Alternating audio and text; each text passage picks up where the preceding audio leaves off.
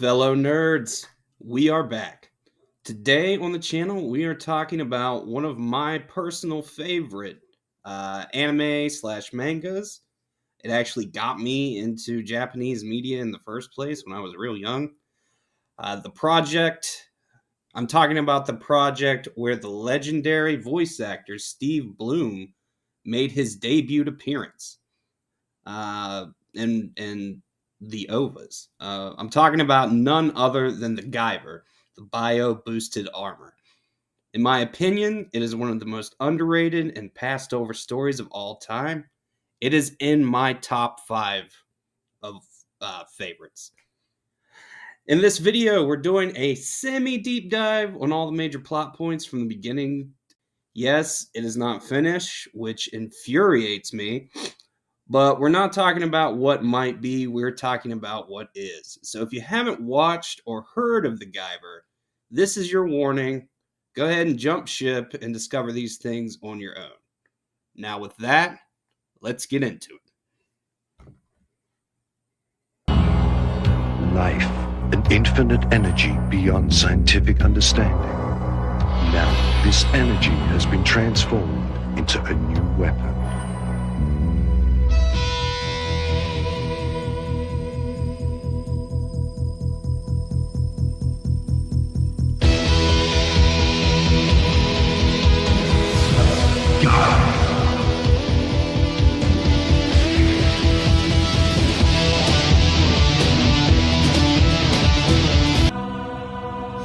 Our story begins with a seemingly ordinary pair of high school students, Sho Fukamachi and his friend, and I know I'm going to butcher some of these names, but I'm going to try my best, Tetsuro Sagawa.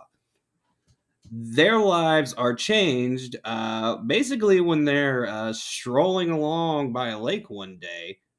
Um, they find this mysterious alien briefcase. Or it's not an alien briefcase, but it's a briefcase with alien stuff in it.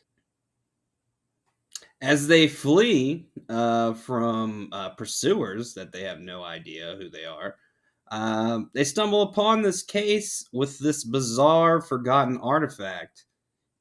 Out of sheer terror and in a desperate act of self-preservation, Sho actually accidentally activates one of them. The unit, a biological weapon of immense power, bonds with him in a gruesome symbiotic fashion, encasing him in a fearsome bio-boosted armor. He is no longer just Sho. From here on after, once he is bonded with the unit, he is referred to as Guyver 1. The other two units are scattered in the chaos. They are not forgotten. One is swiftly recovered by Kronos, while the other remains missing, a wild card waiting for its host. The instantaneous transformation makes him an immediate target for the Kronos Corporation, a vast global organization whose ranks are filled with genetically engineered human hybrids known as Zoanoids. Their goal is simple and sinister: retrieve the stolen unit at all cost, and Sho is a reluctant hero, a young man forced to defend himself and his friends against an enemy he can't even begin to comprehend. His early battles are a chaotic display of pure, horrifying body horror, a gruesome struggle to control the vast, terrifying powers of his new bio armor. The unit, it doesn't just grant him power, it forces him to adapt, to push beyond his human limits with every violent encounter. This brutal baptism by fire culminates in his first major confrontation with another Guyver host, a high ranking Kronos agent named Oswald A. Lisker. Using the unit Kronos recovered, Lisker transforms with cold, professional precision, becoming Guyver 2. This is the first time Sho actually witnesses a controlled Guyver transformation and the ruthless mindset of his enemy. Their battle is an intense, vicious clash, but it is in this desperate fight that Sho's instincts take over. Cornered and outmatched, he instinctively learns to manifest the Guyver's most iconic weapon, the high-frequency arm blades. With a surge of newfound control, he forces Lisker onto a defensive position. The fight ends with a grotesque display of the technology's inherent danger. Lisker's unit is fatally flogged. During the fight, its control metal fractures, which is that area on top of the head, and the bioarmor turns on its host, devouring him from the inside out in a horrifying, screaming death. This event shatters Sho's naive belief that the unit is a simple tool. It is a living weapon, and the consequences of its power are lethal. With Lisker's death, the stakes are raised exponentially. Kronos dispatches its most fearsome combatants, named the Hyper Zoanoid Team 5. They are an elite squad of optimized Zoanoids. Each member is a specialized weapon in their own right. Now, again, I'm probably going to butcher these names, but I'm going to try my best to list their names.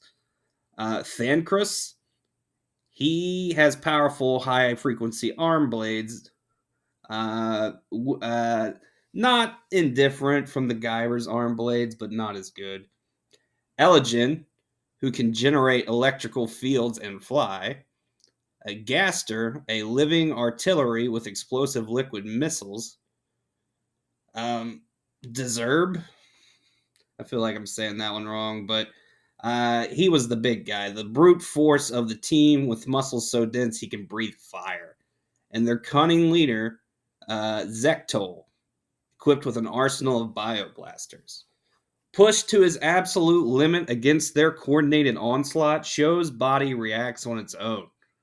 He first unleashes a new devastating ability, the Sonic Blaster, a powerful directional ultrasonic wave that bursts from his mouthplate. As the fight rages on, Sho's survival instincts push the unit even further.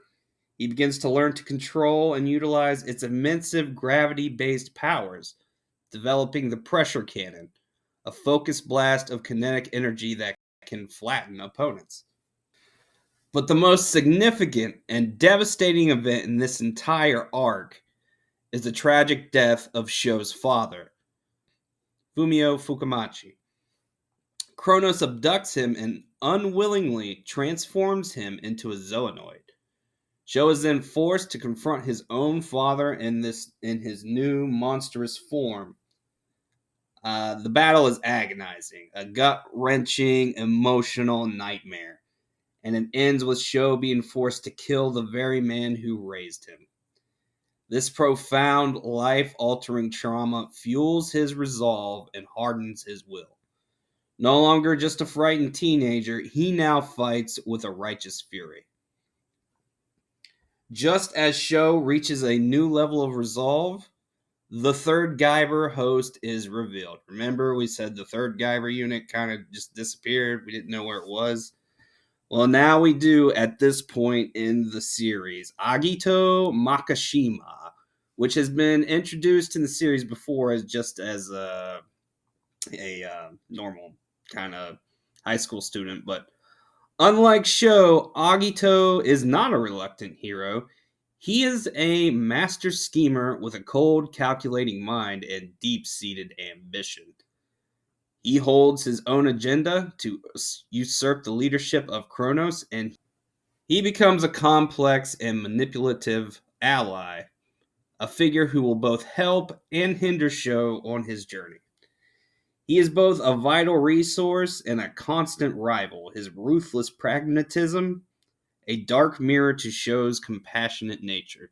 The stage is set for a larger conflict, one that goes beyond simple survival and into the very heart of Kronos' terrifying dominion. All right, guys, that's the end of our video for today. Thank you for watching the Guyver story, part 1. A lot more to this. We're going to do the other parts later on down the line. I'm just trying to keep videos around 10 minutes or so, and to explain the story, it takes a lot longer than 10 minutes. So look forward to that. Please subscribe to the channel so you won't miss that. And also, I want to shout out a couple channels real quick. Again, there are channels bigger and better than mine that dedicate a lot of time to some of these subjects. A couple of these are Acid Glow and Guyver Geek. I suggest checking that out. And just check out Guyver in general. You will not regret it, whether it be the 80s OVA. You might regret that a little bit, but the 90s stuff is great. The 2005 series is good. The live action movies are good. Check it out. Check it out. It is passed over and it should have a larger following. Thank you so much for watching. Again, subscribe, and I will see you next time.